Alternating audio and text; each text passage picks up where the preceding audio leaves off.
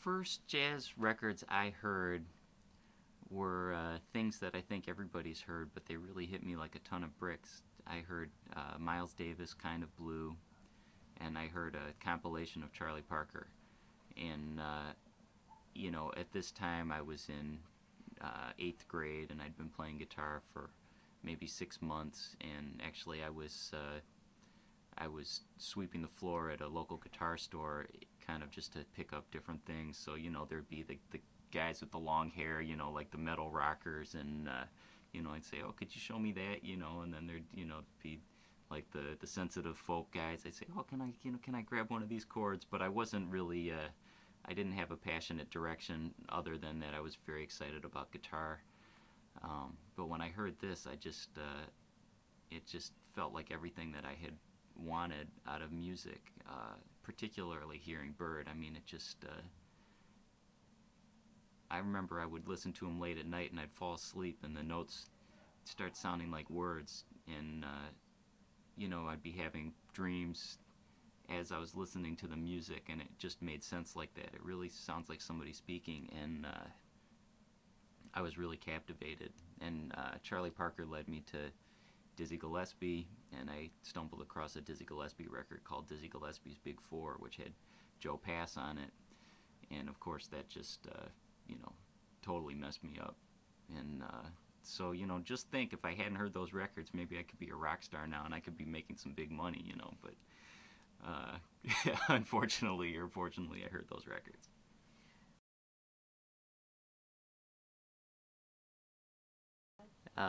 My first paid gig was when I was 15 years old.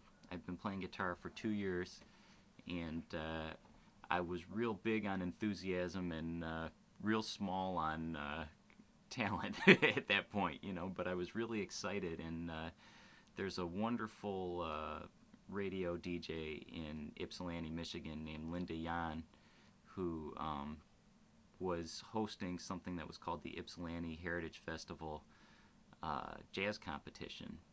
And, you know, bands were invited to send in tapes of themselves, and you know, and then they got to be on the radio and compete, you know, and I think they paid something like $5 a person or something, token honorarium.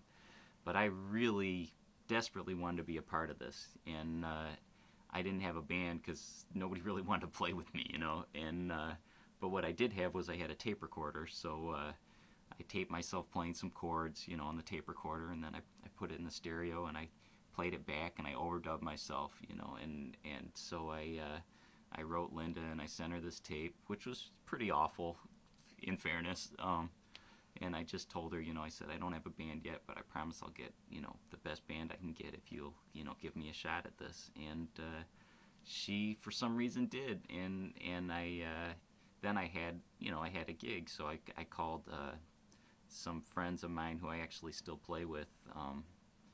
You know, guys who are a couple of years older than me, you know, and light years more experienced, and you know, I said, hey, I've got this gig, and we can be on the radio. And then everyone said, oh, all right, we'll do that, you know.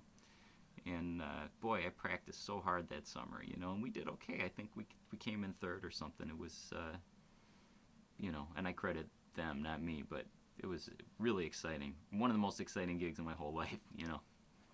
That's great.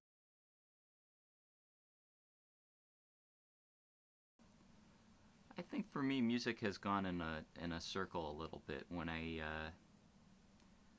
I first picked up the guitar, I was really open to everything, and I enjoyed a lot of different things, cross genre, and then, you know, when I got bit by the jazz bug, it was almost all I could listen to, and that's still my heart and soul. But I think as I've gotten older, I have gotten more interest again in some stuff that I was listening to when I was younger, stuff from the pop or rock world, and just I think I appreciate now more the value of a simple hook, and I've tried to dial back my own presentation a little bit. In other words, when I write a song or an arrangement, the first thing I do when I'm done is I start chopping out chords or notes, and I try and boil it down to something that people can tap their foot to, or easily remember.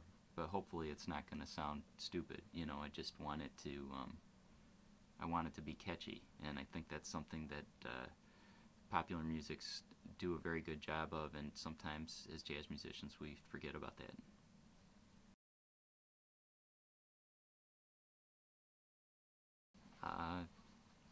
I sometimes drive people around me crazy because I really like to rehearse a whole lot more than anybody I know, and a lot of my friends sometimes tell me to let it go, and I think there's wisdom in that too. And I was speaking earlier about two of my mentors, Benny Green and Freddie Cole. And Benny, we would rehearse for hours, and Freddie doesn't do that at all. He kind of gives you trust, and you just get up on stage and play. And I think that there's merits to both approaches. Sometimes something magical can come when things are looser. I really think it depends on what the music is that you're trying to play.